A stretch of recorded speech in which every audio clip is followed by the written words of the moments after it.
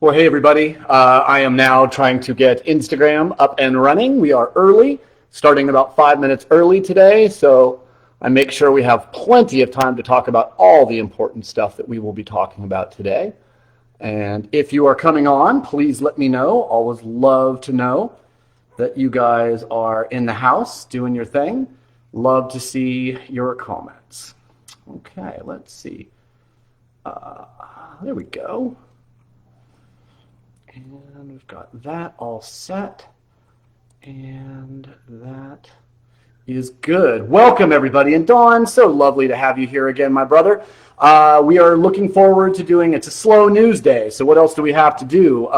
Nothing else to watch, nothing else to talk about, except let's drink some wine and have some fun and not really worry too much about all of this crazy stuff that happens in the world. So tonight we're going to be doing something extraordinarily fun. We are going to be talking a little bit about getting into the wine business. What if you want to go pro? And we're also going to be tasting a 2019 brand new release of J. Wilkes Pinot Blanc. So lots of exciting stuff going on. Really looking forward to it. I hope you guys all had a fantastic holiday season, whether it was Hanukkah, Kwanzaa, Christmas, or Festivus, whatever you celebrate. If you celebrate, I hope you had a wonderful, wonderful time. And had as much relaxing time as I did. So I've had 2 weeks off, so I have not done a Punchdown show. And this is 2 full weeks off, and this would be if I wasn't here tonight, it would be the third week. So 2 full weeks, 2 full Wednesdays off, and I'm back to talk about wine. If you haven't been to the Punchdown, what do we do here? Well, on the Punchdown, we talk a lot about subjects about wine. We taste a few wines. Every other Wednesday with this new format, we're going to be doing an interview every other week, and then another educational program. And what you'll notice tonight is we're going to really focus in on making this educational experience a little tighter and a little bit more important. Here's the deal. If you are interested in seeing a little bit of the deck that I put together to talk a little bit about all the different aspects of joining the wine business, because we want you in the wine business. If you want to give up most of your income, if you want to come in and spend all your money and buy a vineyard or a winery, we're going to love that. Tonight we're really going to be talking about entry level and getting into the wine business, and my suggestion maybe for the first 5 years of really giving yourself the opportunity. Really, oh, Anu, good to see you, brother. Love it. Yes, Curcio, is it Curcio or Curcio? I never know if it's Italian, but yes, some good dermatology down there in Nashville. Love to hope to be in Nashville again sometime soon. Jim Eshelman's in the house down here in the Facebook world. So on the Facebook world tonight, you're going to see a little different presentation than up on Instagram. I'm decided to bring in Instagram because I don't want to lose my Instagram followers. The interviews that I do traditionally do not show up on Instagram, but every other Wednesday I will do a wine show for all my Instagram folks as well. If you want to see the deck, if you want to see the slides that I'm going to be projecting, there's going to be a couple funny pictures and definitely some good information. You want to probably come over and watch it on Facebook. If you don't care about the deck and you just want to see me gesticulate and talk about all these wonderful things and pretend that I'm not looking at things on the screen, I'm happy to do that for you as well. But after a nice slow news day, starting with joy scrolling and then alternating between doom scrolling and joy scrolling and doom scrolling, depending on where you're at. Today was a crazy day that we need to top off with a nice glass of wine. So if you don't have a nice glass of something delicious in front of you, whether it is something that is alcoholic or non-alcoholic, I don't judge, although I expect watching a wine show, we'd all like to drink wine. So I would like to raise a toast for getting through not only 2020,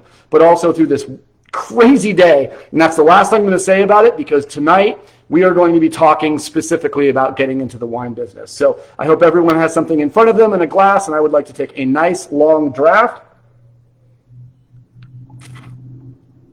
A nice big sip to say, ooh, yes, America still stands, and we are a wonderful and proud nation, and we'll be looking forward to that. So tonight, it is 5 o'clock, so we're beginning right now here, and welcome to the Punchdown with Wes Hagen.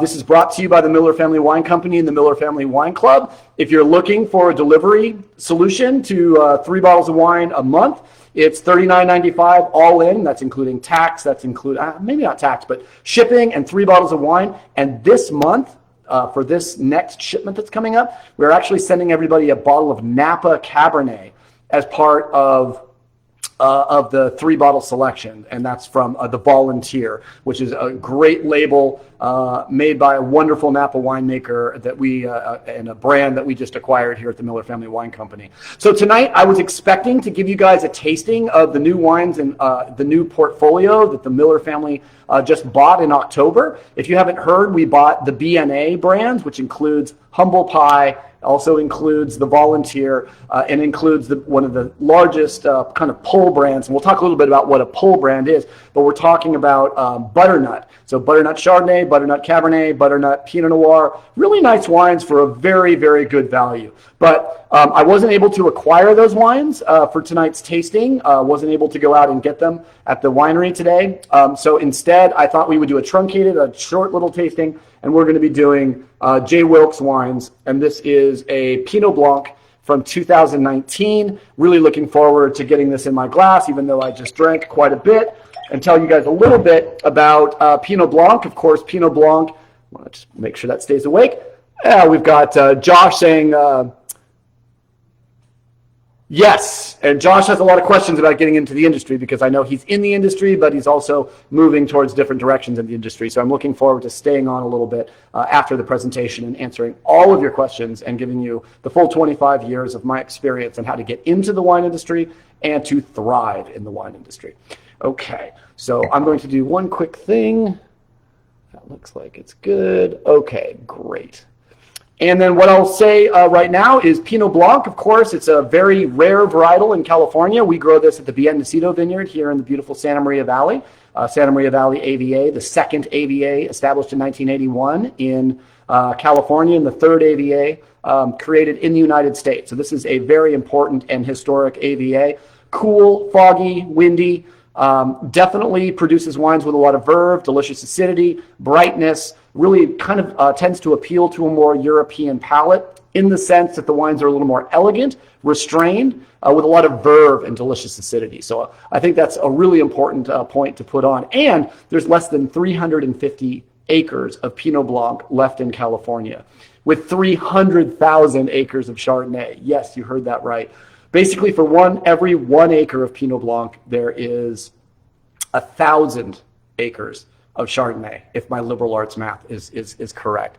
So think about that. We're really talking about a grape that really doesn't get much love, but so deserves it. Pinot Blanc is what Pinot Grigio wants to be when it grows up and develops a soul. It's got more verve, it's got more acidity, it's got more minerality. To me, it's a more complete wine, and that's really so important to me as far as what I want to drink. So it's one of my favorite oyster wines. It's fantastic with a charcuterie and cheese plate, any type of seafood, anything with a little bit of butter or cream, delicious with a lobster. I think of lobster bisque or like a crab bisque or some type of chowder or chowder. Anything you would put on a plate is going to go great with Pinot Blanc almost. But some of the finest things I've tasted with include a little bit of butter, a little bit of fat, and a little bit of deliciousness. Pinot Blanc tends to have a little bit of like lemon and lime, a little bit of citrus character, definitely quite a bit of stone fruit character. So that'll be peaches, peach skin, maybe a nectarine flesh, nectarine skin. This wine.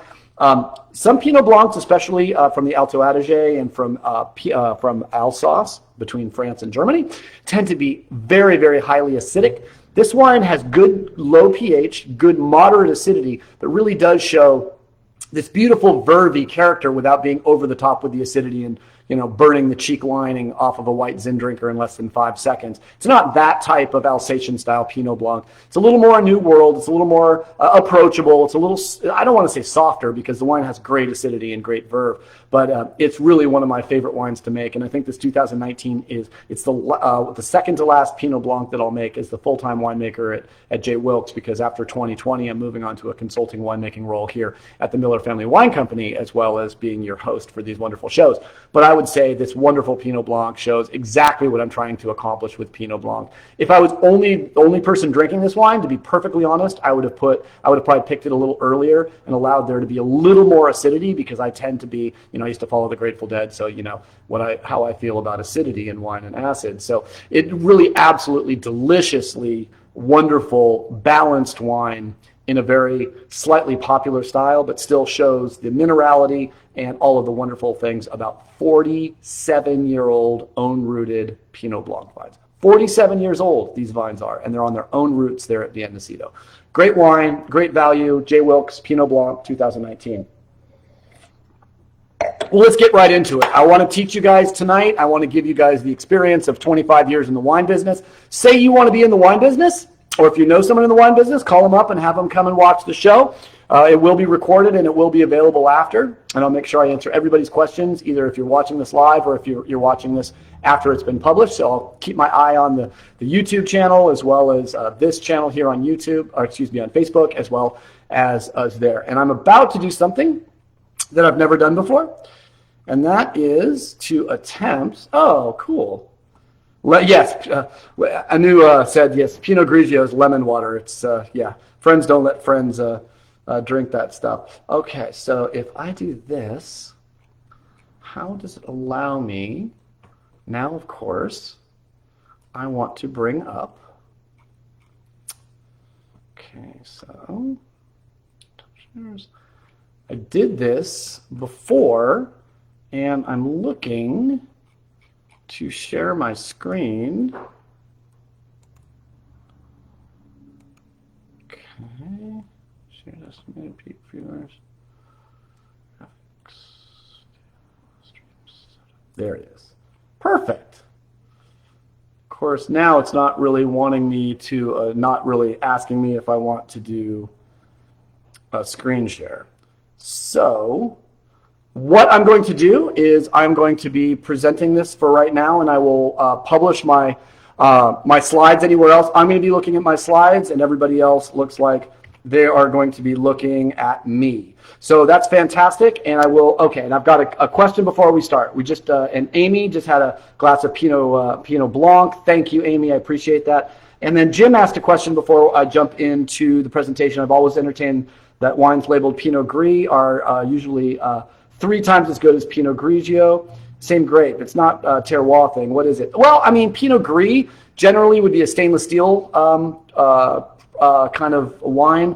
Pinot Grigio tends to be stainless steel as well. I would say Pinot Gris would be what the French call it, and Pinot Grigio is what the Italians call it. And to be honest, it's exactly opposite of what I just said. The French are more likely to put a little bit of neutral French oak in their Pinot Gris, and Pinot Grigio tends to be stainless steel focused. So all well and good from there. Okay, so it's not allowing me to share my screen, which I was worried about, and I have to figure that out. I might have to start on Facebook sharing the screen, but I've got this up anyways, so I can let you guys know.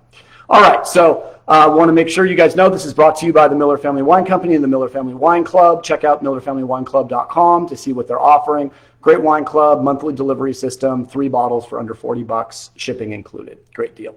Okay, so if you want to join, get into the wine business, here are the 5 things that I'm going to be talking about tonight, the general subjects. To define your purpose and your desires in the wine business. What do you want out of a life in wine? Then, number 2, to study up. And perhaps at this point in life and in COVID, this is probably one of the greatest times to study wine ever, because we have the time. We can get away with a little extra drinking, sampling, studying, and there's probably more online content out there for wine studying than there has ever been in the history of studying wine. The third thing I'm going to suggest is carry a bag. What does that mean? You're going to find out. But I would say if you're going to be a wine professional and you've never carried a bag, you need to learn exactly what carrying a bag in the wine industry means and what it can teach you to get you to be even better in the wine industry. And then the fourth thing I'm going to suggest is you work in a vineyard. You work in the field. You have field work experience because, like, who was it? I guess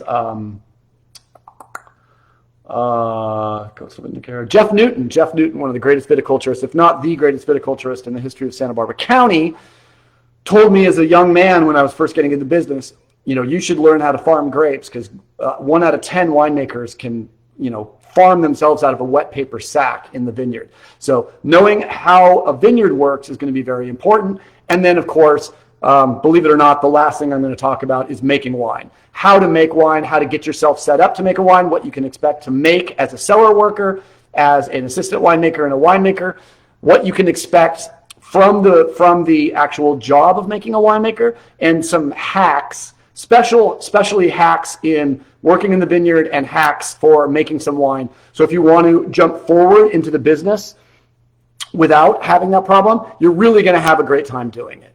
And you're going to have a better chance of making a little bit more money. First thing I should say from the very get-go is the wine industry is a place to spend money as much as it is to make money. Because it's a passion, generally we're not expecting to make as much money as stainless welders or underwater welders or something like that. Okay, so on we go with how to really excel in getting into the wine industry. The first thing I want you to do is think about defining your purpose. What is your purpose and desire in the wine business? Why? Why do you want to give up the idea of working in some other business? I think I just answered that question myself because I am working right now and I am drinking. It's a fantastic way to go. Is it romance? Is it romance that makes you interested in the wine business?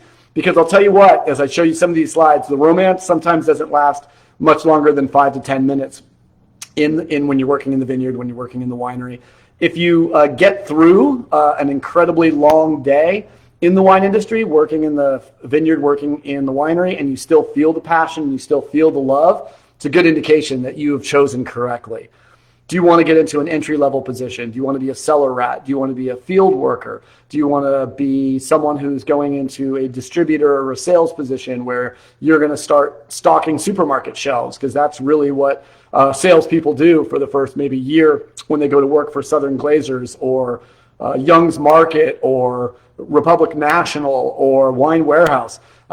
When you're a grunt, you're going to be doing grunt work. And when you're at the top, you're going to be making a lot of money without having to do a lot of schlepping. Do you want to do something post-retirement? Is this a recreation of something? You don't need the money, you just need something to do. So that's another thing you need to think about. Is it a quest for knowledge? Because believe it or not, the greatest way to learn wine is to embed yourself in the wine industry. Absolutely, without a doubt. That's very important. By the way, folks on Facebook, I will take a break or two from my presentation that I'm looking at right now. But for right now, Facebook, I love you, but I can see my notes, and I'm not necessarily seeing you. You know what I could do is I could do this. Perfect. And then I can go like this. And I can now I can see you guys. Excellent. And Stan, Happy New Year's to you as well. Fantastic. And we got some lovely folks coming in on Insta too. So fantastic. Where we stopped is it a quest for knowledge? Because a quest for knowledge, the one thing you're going to learn and help yourself learn faster than any other way of gaining a knowledge in wine is by being in the industry, because you live it, you're in it, everything really happens. And as always, if you guys want to tell me where you are and what you're drinking, I always love to know that stuff. Ian McKenzie just told me that he's drinking a lovely 2019 Chateau Beauregard Ducasse from the Grave appellation, 40 Sauvignon Blanc, 60% Semillon, and Stephen Greenberg for appropriating this wine. Stephen Greenberg, another one of my good friends down there in West LA. Okay, and then the last question for defining your purpose and desire in the wine business is, should you be educated first? Is the education going to come from the wine industry, or is the education going to come before you get into the wine industry to help yourself try to elevate beyond an entry-level position before things get too much?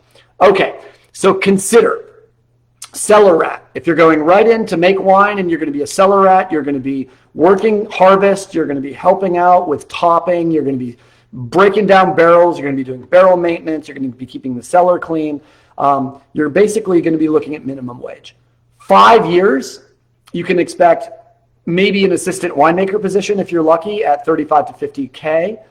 And then with 10 to 20 years in the business, you have a capacity, if you become an industry leader, if you learn to engage, if you learn to really have a lot of power within your position and to leverage it into to another position in the wine industry, within 10 to 20 years, you can expect a salary somewhere in the low six-figure category, about $100,000 for a really, really high, for a winemaker in high demand.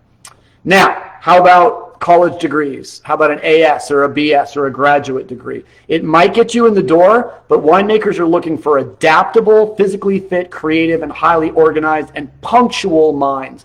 We are not necessarily, like Brian Babcock once told me, at the hitching post, when I told him I wanted to make wine, he said, well, you can go to Davis and get a degree and you still won't know how to hook up a hose or drive a forklift.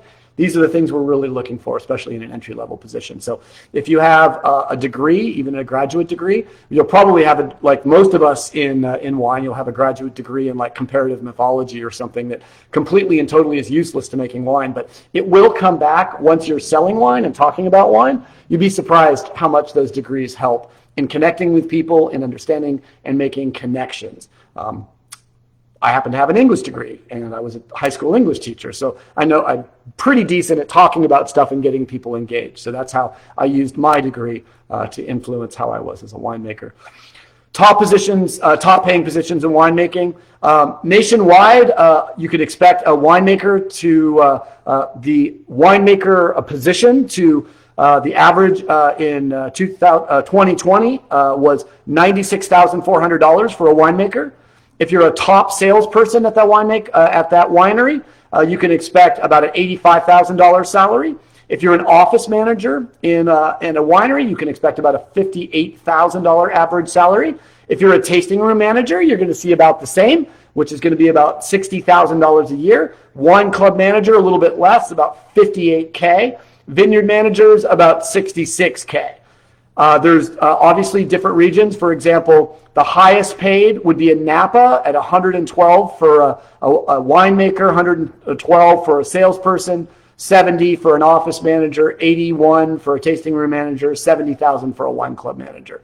Probably the lowest price that you're going to get is probably maybe down, say, in Arizona or in the Central Valley of California, and you can take about 20 to 30% off of those figures that I gave you guys. So, and then say you are a CEO of a winery, your average income is almost $300,000 in the wine industry.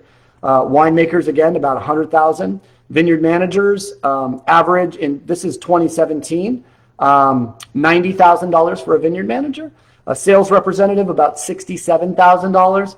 Lab technician, about $42,000. Cellar worker, about $39,000. Tasting room staff, about $33,000. So that gives you a nice indication of if money is important, that's what you can sort of expect as far as the salary. Okay, so should you study up and get your education? If you have a strong back and a sharp mind, that's more useful to me hiring you as a cellar hand or as a winemaker than a bunch of letters after your name. If you have a PhD in philosophy or a PhD in finance, well, my goodness, go work in an office if you want to make the money. If you want to work in my cellar, I want you to have a strong back and a sharp mind and be able to see after a few months, after working in a cellar, what I need and what I expect, and for you to do it like that. The greatest winemakers I've worked with not only know how to fix things, not only know how to be self-starters, but are always doing what I'm about to tell them to do before I tell them to do it. Before I say, hook up those hoses and let's get this tank going, they recognize it's time to start pumping wine, and they're already putting the stuff together. Now, that doesn't mean that you should go behind the winemaker's back and just start doing stuff. It's when you start feeling the rhythm. It's like playing in a band. The first time you guys jam in a garage together, you're going to sound awful. And if you don't sound awful the first time you play together, congratulations. I've never been in a band like that. But once you've been gigging for 5 years, you know by the tuning what your guitarist wants to play. You know by the noodling that it's time to do whatever you're going to do. So the faster you figure out what your winemaker wants you to be doing and just do it, that's the magic. If you want an education, perhaps the WSET, the Wine and Spirits Education Trust, is going to be a good option for folks in the business who don't want to serve wine. I think WSET 1, WSET 2 are perfectly appropriate for people who want to sell wine, who want to be wine makers, who want to understand the world of wine. It's a great thing to have on your resume. So if I had two guys, two women, two people that wanted to work in my cellar, and they both were equally passionate, they were both equally strong, they were both equally apt for the job, but one of them had a WSET 2, I'd choose them. If I was hiring just the same way that if you want the quartermaster sommeliers is better if you're going to make a living. Remember when we ate out? If the on-premise world opens back up and sommeliers start working again, how important is it going to be to have the right salespeople and the right sommeliers, or the salespeople on the winery side and the sommeliers on the floor at the restaurants? Really, really important. So if you're planning on working in a restaurant selling wine, even if you're going for a position as a server, say you want to work at Ruth's Chris, or you want to work at a seafood restaurant or a place where the people are going to be spending quite a bit of money. If I'm hiring people who want to be servers, and you have quartermaster sommeliers, you have level 1 somm or a certified somm or an advanced somm, boom, you are hired, because I know you know how to sell and serve wine on the floor, and I don't have to train you. Say you have a finance degree, say you have an IT degree, say you have a social media strategy degree, say you have a computer degree, or your spreadsheets. Spreadsheet skills are as important as organic chemistry in hospitality and how wine is sold in the market today. So if you have these degrees, what you might want to do is work in the wine industry, but work in the office, and then kind of leverage that to be able to buy wine at a great discount, and also be part of a wine culture where you will continue not only understanding how wine is sold and how wine finance works, but you will also have the opportunity to do that too. So obviously you want to walk in with some knowledge if you can. But really the most important thing that I'm looking for is a hard worker, someone who's dedicated, someone who loves wine, someone who has great passion for it. And I think knowledge and passion will eventually, knowledge and passion are kind of the salary of wine, almost more than dollar signs. If your main interest is making money, we probably shouldn't be having this conversation. All right, slow news day. Everyone take a drink. That's delicious. All right, about halfway done. So, study up in education. Next two, I would say take a couple classes as often as you can. Davis, Fresno, Cornell. Most of these places have great remote programs, and you can get in and for a fairly low amount of money, as compared to what it used to cost to get a degree or education from Cornell or UC Davis or Fresno, Cal State Fresno. Make sure that you look to see what opportunities you have for wine programs that can teach you about this. Use traditional education to learn the concepts and the lingo, then read everything you can get your hands on. Take some classes, then get some books, and use your ability to, from the classes, to understand the basic concepts, to extend your knowledge by reading all of this stuff. You should have Karen McNeil's Wine Bible. You should have Madeline Puckett's Wine Folly close at all times. Read them, engage, try to quiz yourself, teach what you learn to your friends. Because remember, I think I learned in education school that a good brain remembers about 40% of that which we read, 60% of that which we read and take notes on, but 90% of knowledge is retained from what we teach another human. So not only think about what you want to learn, but how you can share that knowledge with the world. One reason why I know so much about wine is I know that I'm going to have to go out and teach it. And I don't want to go out and teach it if I don't know my stuff. I want to have a very strong foundation in my wine and fermentation knowledge. So when I bring that knowledge into the markets, people don't raise their hand and say, actually, that's not true. I want to at least have the ability to share interesting and truthful knowledge with people. Join a weekly or a monthly tasting group. Right now, it's going to be horrifically remote. I don't like remote wine club tastings because you have to buy every single wine yourself. I got a great idea. It's not illegal if you do it not as a business.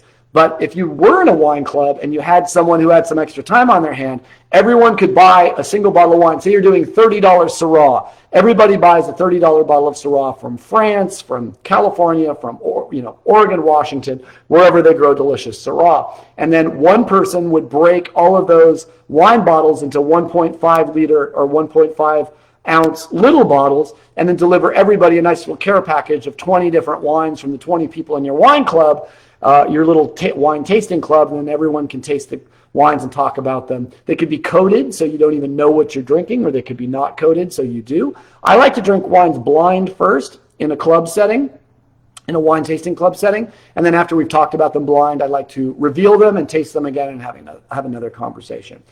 Always when you're in those kind of clubs, this is a great way to get yourself feeling like you're almost a wine pro. I would always suggest that you have a theme, a price point, and a region attached to the tasting that you're doing. So the theme would be more like variety. So the theme would be Pinot Noir. The price point would be $25 to $30, and the region maybe Central Coast. You might want to open it up a little bit broad. I mean, if you say, Montrachet for Chardonnay, it's going to be tough. But if you say France, there can be some delicious $7 wine, and there can be some delicious, $70 wine. But take a price point that everyone can afford. There's never been more free online content than right now. So if you have some time and you want to get in the biz, do watch the Punchdown, watch Karen McNeil's stuff, watch what's happening over at Wine Folly, follow some winemakers, communicate with them. A lot of winemakers, especially if you're in the wine club, hint, hint, hint, are always interested and told by their boss, make sure people in the wine club get more information and more contact from you. I'm the type of winemaker who loves contact. People who, text me directly almost always get a response, because that's what I love. And the comments that I get, I love to hear all of this stuff. It's wonderful now. It's going to be wonderful, wonderful. Oh, and Jennifer says, Happy New Year from Tommy Schmitz and everyone. Love the subject, and this is really, really important stuff. And Jennifer and Tommy are here almost all the time. So thank you guys so much for being here. And Josh is talking a little bit about, and Josh is a retired police officer, and thank you for your service, Josh, with, I believe, the San Diego Sheriff Department. And Sheriff says, it's like knowing your beat as a cop. The intricacies of your surroundings become second nature. Intuitiveness, that's what we want to get to the point in wine, where I just stick this one in my nose in the wine. Isn't it interesting that the greatest moment as an American wine drinker is when you're so confident about the way you taste and drink wine that you don't have to talk about it? So it's sort of full circle, right? You start being able to not talk about wine, and in a perfect world, you end up being so confident that you don't have to say a damn thing about it because you're already understanding it. I think as American wine culture, I'll know when we've arrived when we stop talking about wine.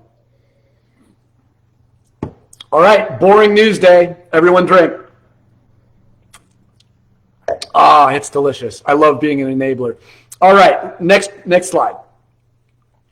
We're going to talk about working in the vineyard, part one. So I'm going to talk a little bit about what you can expect in the vineyard. Then I'm going to give you some hacks that if you are going to go, I was about to say if you have to work in the vineyard, but when you are going to be working in the vineyard, working in the vineyard is like the grunt work of all grunt work. And it is really important to understand what people do in the vineyard to give you respect for those people that are doing that hard work. It's one of the hardest jobs I've ever had. Understanding the process of planting, farming, harvesting, delivering wine grapes is a huge advantage in the wine business because it's rare. It's tough work, and the romance disappears really fast. Expect physically demanding and repetitive tasks that are both meditative and surprising revelatory in wine education. What I was so surprised about, I'd work my butt off, maybe 5-6 hours a day in the vineyard, and then go back in at Clopepi, and then go back into the office and do the other stuff and some of the winemaking. It was always the vineyard work that I always kind of loathed, like, I got to wake up and go work, ag work in the vineyard, moving shoots, pulling leaves, pruning, what have you. But after you're done, it's just one of those things where it's like after doing a marathon or after doing something extraordinary, running 5 miles or 10 miles or beating your record, basically doing weightlifting or something. You feel like you've done something that's informed your wine knowledge, and I think that's really important. Start with half days to make sure you don't die. Wear a hat and a lot of layers. One thing you'll notice, the vineyard workers who are working out in 95, 100-degree weather, it looks like they've got like 6 layers on, and they do because they are insulating themselves and basically giving themselves evaporative cooling by a lot of sweating that's going on under those layers. So the first time I ever worked in a vineyard, I think I was working with Brian Babcock at Babcock Vineyards. I was putting nets on, and I thought, I'm a California kid, I'm young, I'm in my late 20s. I'm going to take my shirt off, get a little raise, put a little sunscreen on my shoulders. That was the worst decision maybe I ever made in winemaking, because working with those nets for 3 or 4 hours put horrible, horrible rashes all over my chest, all over my shoulders, all over my arms. My face, I felt awful. I think I actually even had to call in sick the next day because I was so incredibly uncomfortable. So make sure to wear layers and make sure to wear a hat, protect yourself from the sun, etc. Try to engage in all major viticultural practices. And when I say cultural practices, I mean the things we do as human beings in a vineyard as a culture. Try to learn to drive a tractor. Try to learn how to mix different fungicides and sprays. Make sure you wear a mask. I guess we're all used to that by now. And make sure you're safe in the way you do it. But try to understand how to basically sucker a vine, pull off the double shoots. Start to basically looking at shoot positioning, canopy management, leaf pulling, cluster counting, leaf counting. All these things are going to be really important. So try to engage in all. And so if you're working at a big vineyard, you're going to probably be doing one thing more often than other. But if you work at a small vineyard, you'll probably be asked to do everything in the vineyard. So I would suggest maybe a small vineyard would be a better place. And probably small vineyards are probably managed by people who are potentially a little bit more humanistic about the way that they treat their employees, because they only have a few. And if you have 100 employees, I think you don't have to treat them as well as you have 3, because those 3 are, it's always better to fine tune our cultural practices with great employees that have been with us for 5 to 10 years. But if you want an employee to stay with you for 5 to 10 years, you better treat them well. Do engage with your vineyard workers. One thing that I found working with Hispanic vineyard crews is I always felt like they were making fun of me. Like I didn't understand Spanish, and they were having a hell of a time laughing, and I always thought they were laughing at me. Sometimes they were, don't get me wrong. Sometimes they're like, who's the jueto who can't work, right? Who's this white guy working out in the field with us? He's the owner's son, right? We'll see how well he does. Number 1, I wanted to prove to them that I could work. Number 2, I wanted to prove to them that I didn't feel like I was any better than them specifically, although I did leave the field while they were still working very commonly. But I think you do want, the more you integrate, if you spent a full year in the field, fully integrating and asking, here's the key, ask the workers to teach you Spanish. They love it. They love the fact that you are interested in their culture. You want to talk about food. You want to talk about the quinceañera coming up of their cousin. When you engage with the Hispanic culture, what you get back from the Hispanic culture is 10 times more than what you put in. All you have to do is engage and show that you are willing to learn. And people in the vineyard will teach you whatever you want to learn. And you will walk away from a year in the vineyard not only with great wine skills, but you'll also walk away with amazing Spanish skills and conversational skills and an understanding that maybe only 1 out of 10 times when they were speaking Spanish, they were actually making fun of you, and you probably deserved it. Very important lesson that you'll probably won't hear from anybody else in the wine industry. The romance will die quickly. The problem is you will basically be in a situation where you're thinking in the vineyard, you will be asked to do something where you will, in 3 weeks, you will touch 35,000 vines. And once you've touched 35,000 vines, then you'll really start to understand what it means to be a viticulturist. It is a grind. It is a grind. Whatever you think, know that when you go to the vineyard, you're going to be touching vines, you're going to be manipulating vines, but there is a kinesthetic knowledge that will fill your brain osmotically. I said osmotically, yes. From osmosis, it will just basically go into your skin and go into your soul. And because I worked in vineyards a couple hours to 5-6 hours a day, for 10 years, going out there working with great winemakers like Ken Brown, like Adam Tolmack, like Greg Brewer, like Brian Loring, learning what they wanted out of the vineyard. I would have had to pay those guys $250 an hour just for them to teach me what they were paying me, and being stoked that I was going out and helping them farm better fruit for them at Clos Pepe. And now, of course, within Biennacido, Solomon Hills, French Camp, I don't do any more vineyard management, but I do go out there and take a look at the farming. And I would never tell any of our vineyard managers their business, but I still like to apply my expertise in that situation.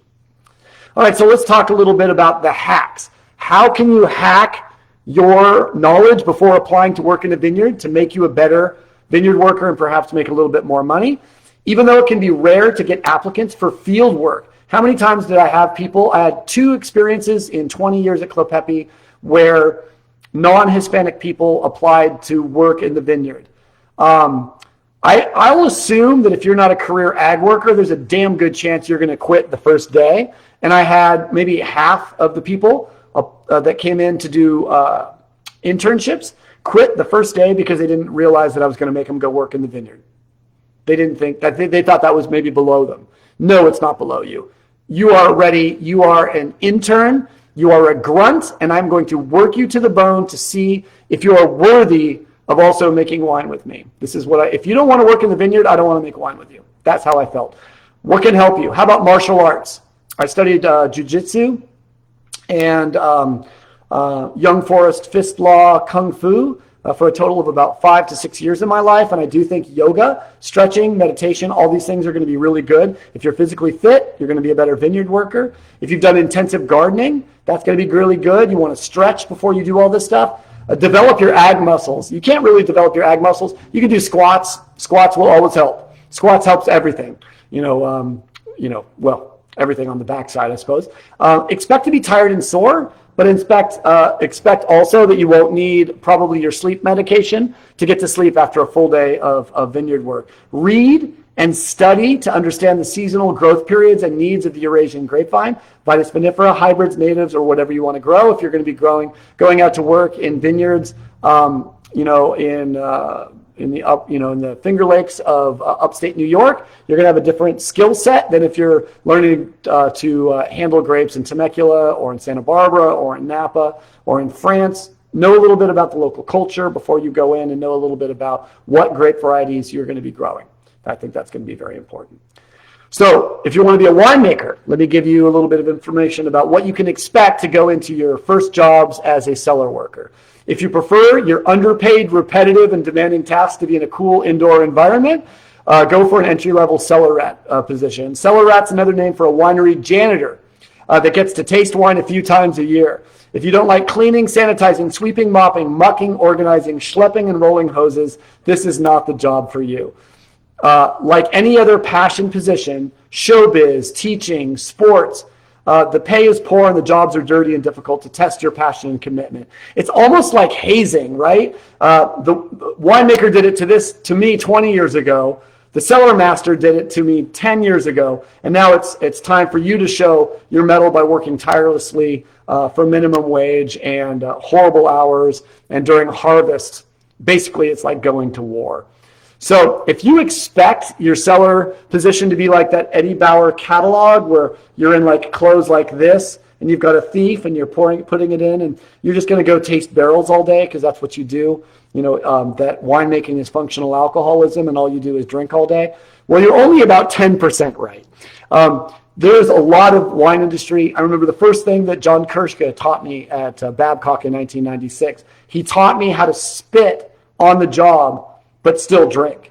He's like, okay, so anytime you're tasting wine in the cellar, put the wine in your mouth, pretend like you spit it all, but when no one's watching, swallow a third of it, and you'll have a beautiful and very safe buzz throughout the day. You'll really enjoy tasting wine. I probably shouldn't have told that story, but it's true that tasting wine in the wine industry, you are expected to spit, but there is something that my first boss, John, taught me, which is the proper winery spit, where what a great first boss, right? To spit 2/3 of everything you taste and swallow 1/3. And not if you're tasting 300 wines. You really have to spit everything. Osmotically, you'll already catch a little bit of a buzz, but how alcohol makes you feel when you absorb it in your mouth is much different than when you swallow it.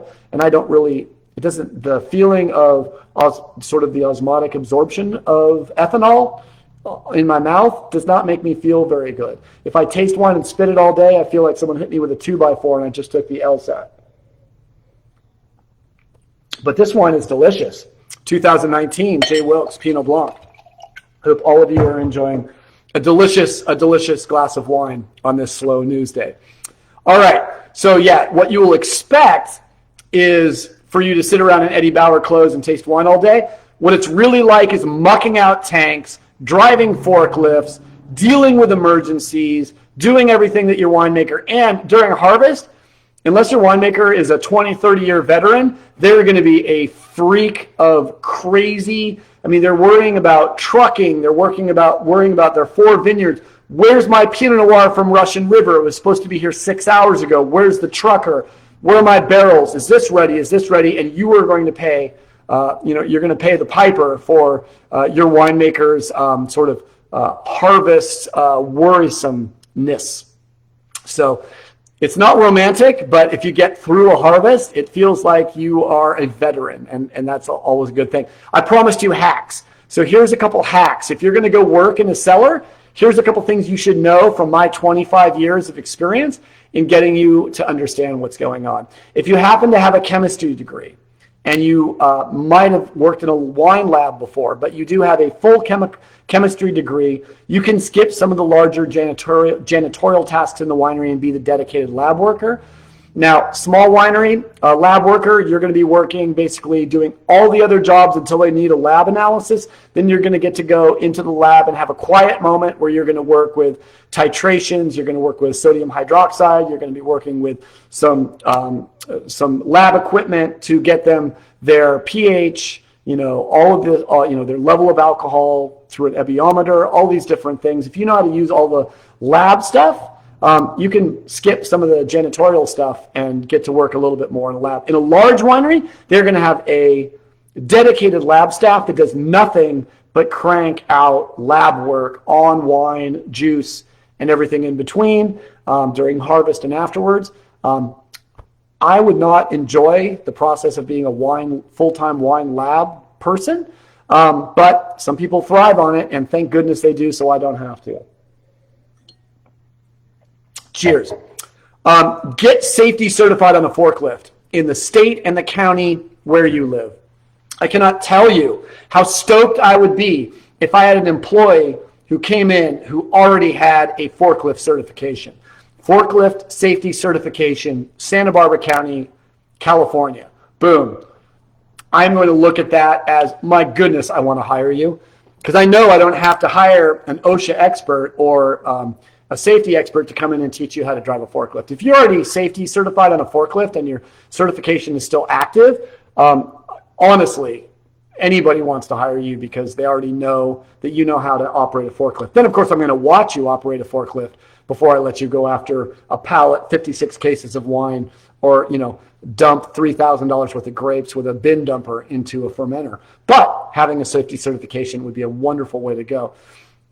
So if you can, before you're applying to actually get into the wine business officially, to intern or volunteer at a winery for one harvest before applying for your target job, so you know how to hook up hoses, you know how to clean tanks, you know how to muck, you know how to sort fruit, you know how to hook up pumps and a filter. That's going to give you such an advantage. So think about doing a little intern volunteering at a winery before you're going to pull the trigger and go in.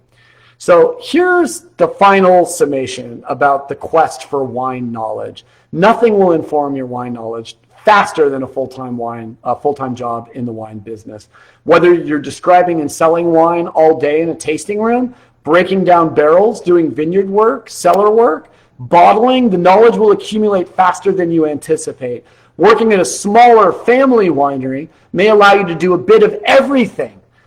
Tasting room when the production is slow, pruning, field work, cellar work, bottling line, forklift, All of these things are more appropriate in a small winery situation. You're going to get a much better. So I always say, if you're going to get in the wine business, carry a bag for a year, work in a restaurant for a year, work at a small winery, work at a large winery, work in the new world, work in the old world. I think all those things are going to be very important.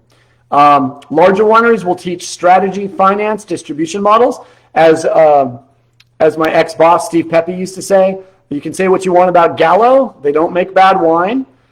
They don't suffer fools. And if you go to work for Gallo as your first job in the wine business, you will never probably be without a job, because when they see Gallo on your CV or on your resume, that means you know how to not get fired at Gallo. And if you got through a year or two at Gallo, that's probably a good indication that you understand how the larger, more commercial wine business works, because you managed to get out of there. If you're in the entertainment industry, if you get out of international creative management as an intern, you know how to take abuse, and that's probably what you're going to learn at a large commercial winery.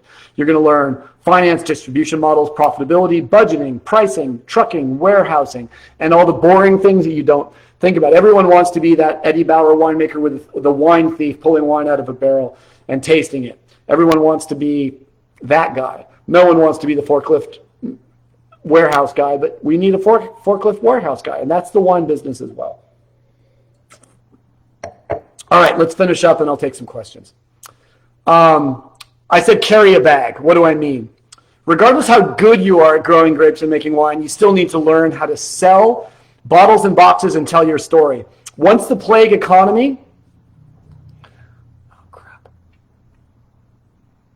once the plague economy shifts back to an in-person economy, we will likely see a spike in on-the-street wine salespeople working for small books or larger companies like Southern Glazers, Young's, Winebow, Republic National, or Wine Warehouse. Larger companies tend to be a bit more competitive. Smaller wine books have a little more of a family feel. You can argue a serious hustler will make more money with a large book and pull brands that sell themselves because everyone wants them. Kendall Jackson, Butternut, that kind of stuff. Mayomi, that's a pull brand, and have better relationships with their colleagues. So the question is, if I was going to go carry a bag for a distributor as an introduction for me into the wine industry, to have that knowledge, I would go with a small book. I would go with a small, passionate producer that takes good care of their people. If you want to get into wine sales and make $1 million, or drive a black Mercedes and wear a Rolex, go work for Southern for 30 years, because that's how you're going to get there. But if you want to feel how it is to sell wine and get all that information about selling wine and what it means, then I think you should work for a small book instead of a large one. So yes, very important. And when I say carry a bag, that would also include the positions where you see the people bringing the wines into the position. So if you worked at a wine shop, if you worked at a restaurant, and if you work at a wine shop or a restaurant, tell the buyer you want to experience every tasting when a vendor comes in with a bag. Because if you work at a wine shop and you're not getting to taste with the vendors, the winemakers, the salespeople and distributors, you're missing out on 80% of the knowledge that you can learn. If you work in a wine shop and you get to taste 100 wines a week, which is easy to do with how many wine sellers want to come into that restaurant or that wine shop and show you. On average, I would say a buyer is going to taste 100 wines a week and maybe buy 5. And that gives you the opportunity to understand how to separate the wheat from the chaff. And it also gets you the ability to taste 100 wines a week without spending a darn dollar. In fact, they're going to pay you $10-15 an hour to work there and to taste 100 wines a week. So make sure if you go into a retail situation, you make sure to tell the buyer, first thing, the real reason I'm here is I want to basically ride on your coattails and taste every wine that comes into this building. That might be the best piece of advice that I give this entire time. So if you're working at a tasting room, a wine store, or restaurant, learning to sell wines to accounts is much different than selling to consumers. Dealing with the general wine drinking public will be a lesson in hospitality, salesmanship, patience, cold reading, and determining what it takes to get a bottle or a case of wine to someone who's buying it so they can take it home. Working in a tasting room is similar to working in the cellar. You move liquid from one vessel to another and then do the dishes after. But in the case you have to wear clean, in this case, working in a tasting room, you have to wear clean clothes and be hospitable. Selling wine to restaurant patrons is a whole different skill set, and one we'll have to give an entire show to. But if you don't like people, stay in the cellar. If you don't like people and you don't like to be hospitable, stay the hell out of hospitality. I don't want you there, and no one else wants you there too. We've all had horrible waiters and waitresses. We've all had horrible sommeliers. We've had horrible on-premise drinking experiences. Screw you, I don't want you in my business. When you're sitting down in a restaurant and someone approaches you to sell you a bottle of wine or a glass of wine, I want that experience to be hospitable, kind, wonderful, and perfect. So I would say, if you don't like people, don't work in hospitality. That's the take home. And this is the last slide. Ask yourself an important question. If you want to join the wine industry, if you want to join the wine world, what outcome will make you content after 1 year, after 5 years, and after 10 years? This is a Don Hagen question. My father, consummate educator, always ask, where do you want to be in 5 years? Where do you want to be in 10 years? And this is a very, very important question. It's an annoying question. And when he used to ask me these questions all the time as a young man, I always felt they were annoying too. But, here I am, 20 years, 25 years after joining the wine industry, and I'm talking to all you fine folks. So whether I have expertise is up to you. I feel like I have expertise. I feel like I have things to share with you. I feel like I still have wine in my glass. What outcome are you looking for after your first year in the wine industry, 5 years in the industry, 10 years in the industry? And I'm talking about educationally, philosophically, and also economically. That's really important. So what would I expect? What do I expect out of the wine industry? What do I expect it to give back to me? I got into the wine business at 29 years old. I'm 51 right now. So, I've had those 20-some years in the wine industry, and what I expect is that someone will take care of me, give me a job, and let me do what I'm best at. Talking to people, selling wine, making wine once in a while, blending wine, going into the vineyard, all of that good stuff. I have vineyard skills, I have winemaking skills, I have sales skills, I have presentation skills. Mostly, what makes me different than most winemakers is the fact I played Dungeons and Dragons from the age of 7 to just a couple days ago. I mean, I was able to be like the dungeon master, making worlds, exploring stuff, making people passionate and excited about stuff. And then I took my dungeon master skills, believe it or not, into education, where I was a junior high school, and college educator, as I have been for the last 30 years. So if you can be an educator and you can show passion, because passion is the currency of the wine industry, if you can show passion for the brands you make and passion for the things you do, it gives you an advantage. So that's really, really important too. So what are you expecting from the wine industry? What are you bringing into it, and what are you expecting? And then I would say be careful, because Americans tend to get into the wine industry much later than European cultures. So it's very common for someone who's 25 or 30 to get into the wine industry here, but in the wine industry in France or in Germany or in Italy or Spain or Portugal, you might be doing Punchdowns when you're 7 years old and already have 20 years of experience by the time you're 30. And I think that's important to know too. All right, so if anyone... Yes, I've got a great one from Josh, who says, if you're allergic to bees, spiders, or snakes, work in the tasting room. I am actually allergic to bees. I have a hemotoxin intolerance, which would also make it very difficult for me to take a rattlesnake bite. Fortunately, I've only seen 3 rattlesnakes in my 23, 24 years in the wine industry. I'll have to do the math. It's hard as a liberal arts person. But yeah, I do know, like Joey Tensley, myself, Joey Tensley has a deathly allergy to being stung by yellow jackets, but he still makes wine. So it depends if you're willing to put your life on the line to do what you love. But yes, that's pretty important too. Jim over on Facebook tells me that Gina Gallo once told him that buttery and oaky were nice adjectives, but the tasting note she wants is delicious. I love that.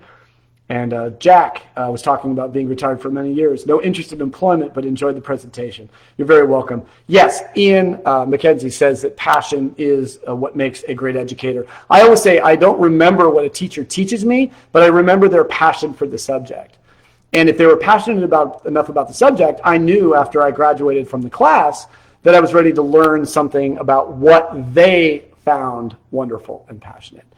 All right. Well, we had a pretty darn close. If anyone has any questions, I'm going to stay on for another 5 or 10 minutes. And if you have any questions about, hold some lines on the sides of your cheek like a squirrel. That's cute. Saw something up here. I will never forget the Hispanic music blasting while picking Pinot Noir for Flying Goat at Clopepi. Yes, that was Banda and Norteña. So Romantica, Banda, Norteña are very popular types of Mexican music. And yes, we do play Mexican music when we pick grapes in general because it's generally 95%. It's so funny because about 2 a.m, the crew's like, hey, do you guys want to listen to some of your music? And we're like, yeah. And, we'll put on some classic rock for a while and plug one of our phones in. And eventually, though, it almost always goes back to Banda. Awesome. If you guys have any questions, let me know. I'm going to stick on for a couple of minutes. Really want to thank every single one of you. I hope you enjoy. I'm spending a little more time. I'm only doing 1 show a week. I will figure out on Facebook how to make sure my presentation shows up the next time. I apologize for that and make sure everything that I promise is delivered. And if anyone out there wants a copy of this presentation in its entirety to use in whatever way you care, commercial, non-commercial, I don't care. You know what? If today taught me anything, it's like we're all Americans and we should all be on the same side.